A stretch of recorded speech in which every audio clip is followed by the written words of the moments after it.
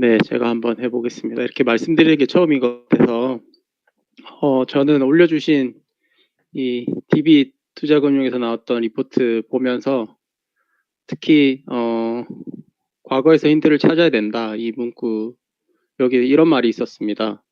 "투자잔고와 영업이익이 동시 우상향했다." 그래서 00년도 상황을 투자잔고 그리고 영업이익 관점에서 좀 정리를 해 봤는데요.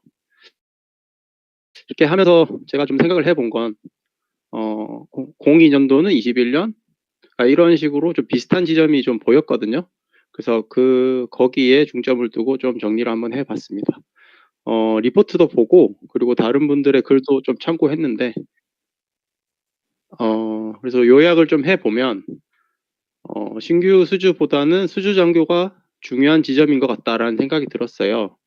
그래서 신조선가가 상승하더라도 일감이 충분히 채워지지 않는 시기에는 업황에 대한 우려의 시선이 있었던 거고, 하지만 어느 정도 3 년치 이상의 투자 잔고가 채워지면 공급자가 우위인 시장이 형성되었고, 그리고 이제 요거는 최리 님 블로그에 있는 표를 제가 가져오긴 한 건데 어 그 당시지만 기준 분기 OPM으로 봤을 때 4에서 5%가 되는 지점 이후에 실적 상승도 굉장히 가팔라지고 주가 상승도 가팔라지더라고요. 물론 이 5%라는 이것이 어떤 의미인지는 사실 제가 생각했을 때는 지금으로 봤을 때는 '아 그때는 그랬지.' 그래서 결과로 적인 것 같긴 한데, 저도 5%가 어떤 의미인지 그냥 계속 생각해 보려고 해요. 그냥 영업이익이 흑자 전환이 되고 YOY 기준으로, 그리고 2에서 3개 분기가 지나면 OPM이 5% 정도 되는 건가? 그리고 만약에 5%가 되는 구간에서는 매출액이 상승하면 어느 정도 고정비 같은 그런 상쇄 효과도 있을 수 있는 건가? 그리고 거기에다가 계약도 좀 우호적으로 할 수 있고, 그리고 후판 가격 같은 그런 비용단에서의 어떤 좋은 영향도 있으면 실적이 좀 좋아지는 건가, 그런 생각을 좀 개인적으로 해 봤는데요. 그래서 각각 연도에 어떤 특징이 있었는지를 좀 간단하게 제가 정리를 해 봤거든요. 그래서 얘는 지금 최근 2020년도 지금의 실적이랑 OPM만 제가 뽑아 봤는데, 지금 YOY 기준으로 흑자가 된 게 작년 초인 것 같더라고요. 특히 삼성중공업 기준으로요. 근데 OPM이 5%까지 가지는 아직 않았고, 그러면 어떤 일들이 있으면 5%가 될까? 요런 생각을 하면서 좀 정리를 해 봤는데요.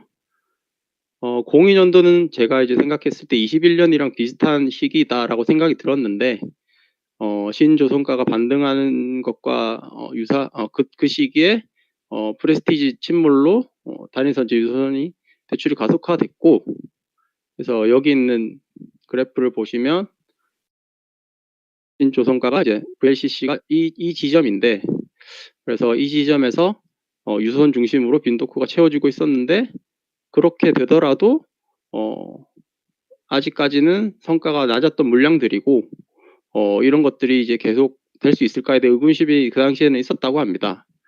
그래서 제가 21년이랑 빗대어 봤을 땐 그때도 저희가 뭐 코로나나 전쟁 때문에 물류 대란 있었고, 그리고 컨테이너선 발주가 대규모로 있었지만 그 이후에 22년, 23년이 돼도 사실 조선사의 실적 개선에는 영향을 많이 주지는 못했던 것 같아요. 그래서 그 시점이 02년도 그리고 21년 연도가 비슷한 시점이 아니었나 이런 생각이 들었고, 03년이 돼서, 그러니까 제가 생각했을 때는 22년이라고 생각하는데요.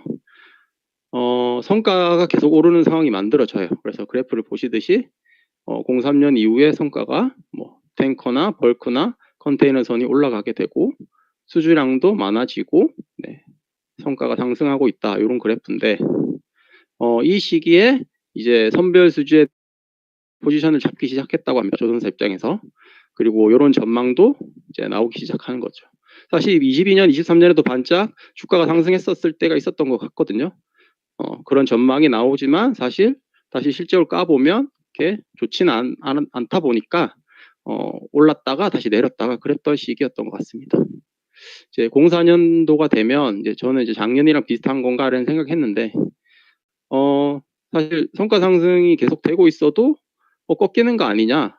그리고 사실 숫자가 제대로 안 찍힌다. 그리고 이런 비용의 상승과 관련된 이런 우려가 계속 되다 보니까 우려가 생겼지만 그래도 그것과 관련 없이 성과는 계속 이렇게 상승했고, 그리고 이제 직전 고점을 넘어가는 어떤 성과 상승이 있었다. 그런 시기가 04년도였다고 합니다.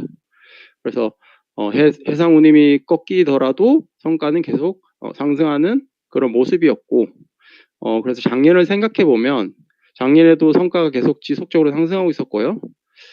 하지만 저가 물량 소화하고 있는 구간이었고, 또 이런 운임 같은 것이 21년, 22년 그때 대란이 있고 피크 찍고 내려오고 있었지만 신조선가는 계속 상승하는 모습이었다라고 좀 비교해서 생각을 해봤습니다.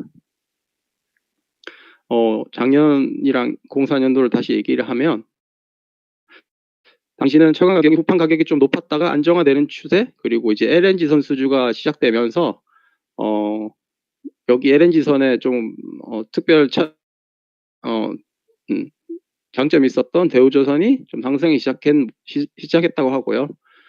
하지만 작년처럼요, 업황은 강하다는 그런 얘기가 많았지만 사실 흑자 전환은 되지 않은 상황이었고, 하지만 분위기는 되게 좋았지만 사실 언제 좋아질 거냐, 그런 투자자들의 어떤 외면, 우려 이런 것들이 계속 있었다고 합니다.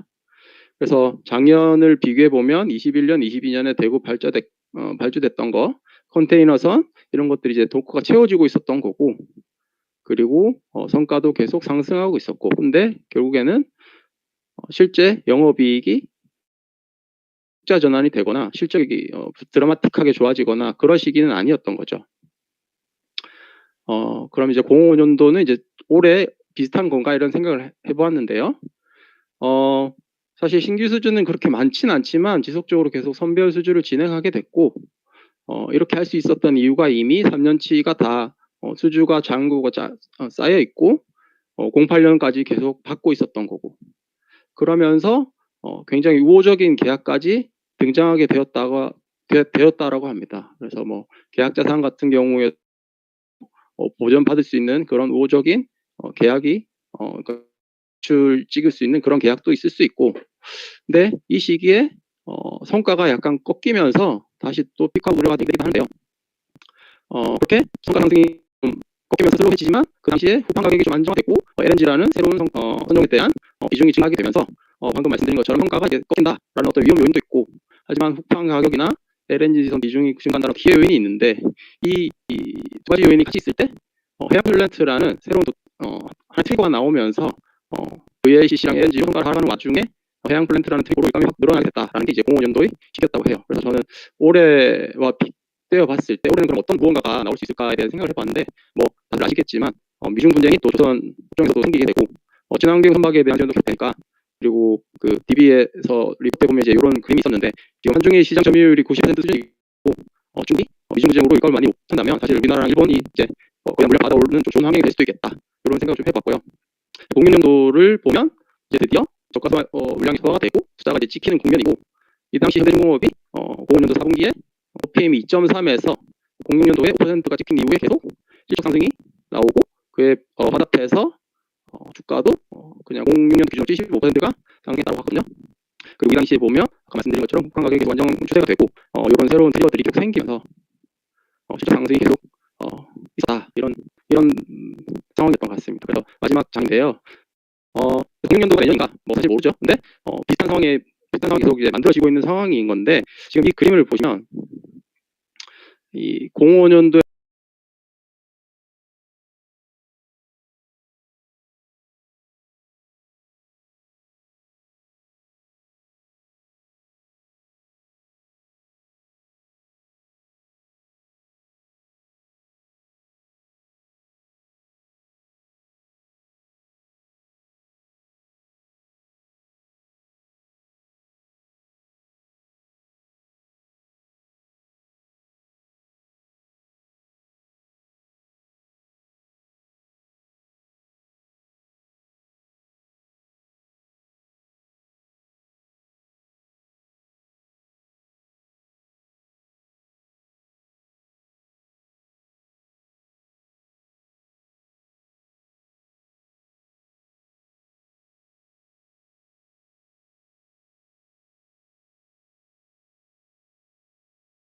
그래서 성과 하락이 생기긴 하거든요.